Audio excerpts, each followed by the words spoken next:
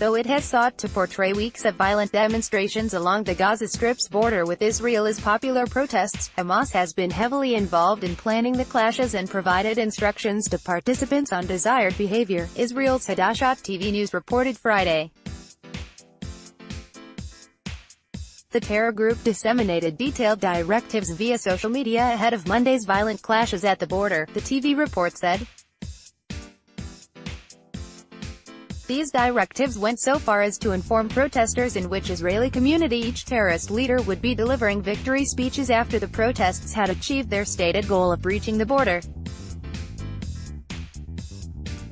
Ismail Haniyeh will speak in Nahal Oz, Khalil al-Hayya and Kfar Aza, and Palestinian Islamic Jihad leader, Nafed Azamin Bari. Hadashat quoted the instructions as saying,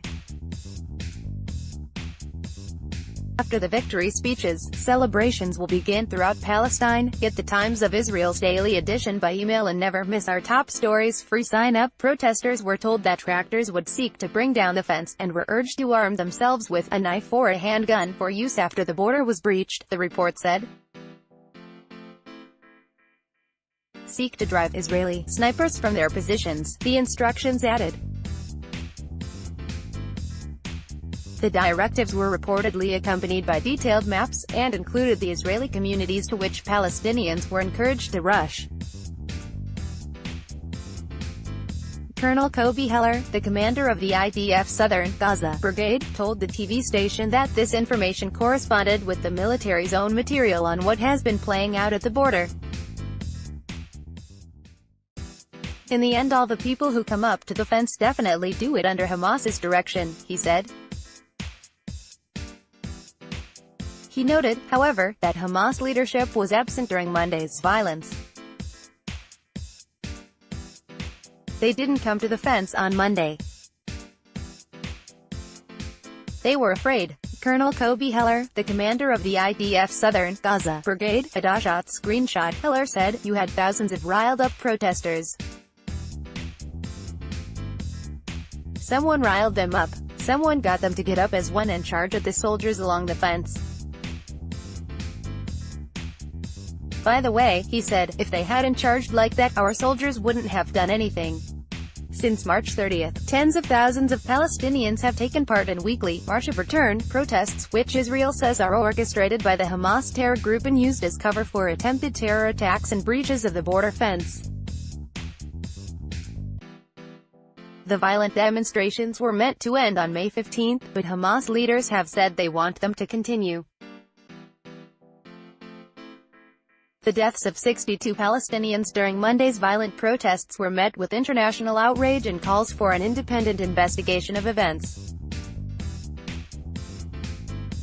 The UN's Human Rights Council on Friday ordered a probe, and a resolution prepared by Kuwait for the UN Security Council urges the deployment of an international force to protect Gazans.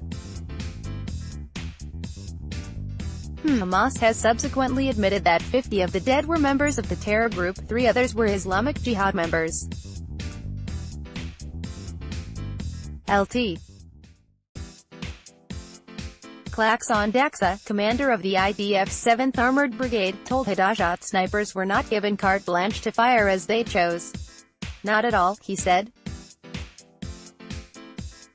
"There is a very clear method of authorization." Daxa called the Palestinian protests on Monday a violent affair such as I've not encountered. LT. CL. Akson Daxa, commander of the IDF's 7th Armored Brigade, Hadashat screenshot. He added, "I fought in the Second Lebanon War, in Operation Protective Edge, the 2014 war in Gaza. There was violence here like in a battlefield." Daxa, who speaks Arabic, said he communicated with some of the protesters over the fence, sometimes from 5 meters away. They told him, "We're on our way to Nahal Oz, to the other communities. Today's prayers will be held there." He said he told demonstrators to head back from the fence. "This won't help, this isn't the way," he recounted telling them. However, he said, when protesters arrived in droves at the fence and hurled grenades or bombs, there's no other measure that can work besides sniper fire. At that point, there is no other measure. Heller added, if we hadn't been guarding the fence this week, ensuring that Hamas, Islamic Jihad and others met a brick wall of combat soldiers when they came to the fence, this mob would have infiltrated Israeli residential communities.